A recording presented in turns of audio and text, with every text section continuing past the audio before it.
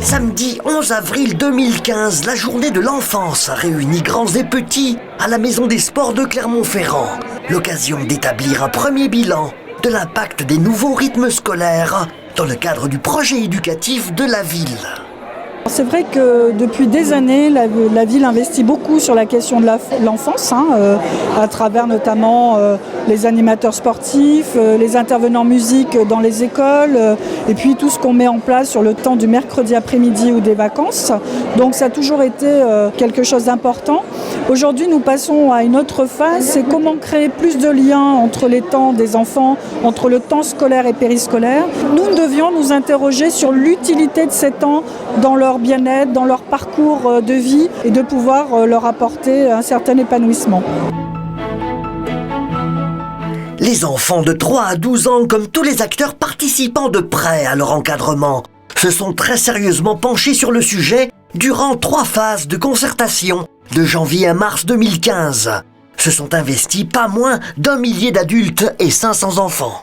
Je crois que la réforme des rythmes, ce qu'elle a produit surtout, c'est une impulsion à se parler plus entre professionnels, avec les familles et aussi avec les enfants. Enfin, ça, c'est un choix notamment de la ville de Clermont que de donner la parole aux enfants, ça c'est fondamental, mais aussi d'essayer de faire tomber les frontières entre le monde des enseignants, le monde des agents de la restauration, le monde des animateurs, du temps de loisirs et des parents bien sûr, et de mettre toutes ces personnes-là autour de la table, plus les partenaires associatifs.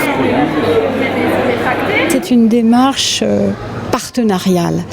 Elle est exemplaire parce qu'elle associe tous les acteurs, elle permet aux enfants de s'exprimer, elle se situe dans la durée, cela correspond exactement à la loi de refondation de l'école de la République et la loi qui est une loi de refondation de la République par l'école. Grâce aux doléances de tous, se perfectionne notre dispositif éducatif. Beaucoup de personnes ont parlé notamment de la mixité sociale et comment on crée des espaces de rencontre entre les enfants de différents quartiers. Ça a été à peu près dit dans l'ensemble des réunions sur les territoires.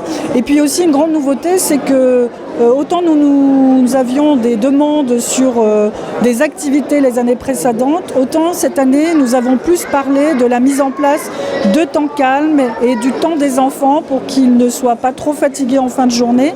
Et donc nous allons beaucoup travailler sur ce sujet-là, notamment sur la pause méridienne, pour faire en sorte que les repas et ce temps-là soient plus apaisés pour pouvoir reprendre la classe dans de bonnes conditions. Cette journée de l'enfance, c'était aussi des stands où s'affichaient les compétences des partenaires culturels et pédagogiques de l'opération. Étaient également proposées des activités bien choisies pour le bonheur des petits, ainsi que de forts sympathiques moments d'échange baptisés Arbre à Palabre, pour parler par exemple repos de l'enfant et impact des jeux vidéo, en compagnie de spécialistes. Nul doute que seront programmées d'autres grandes concertations pour que la grande épopée scolaire emmène nos enfants toujours plus loin.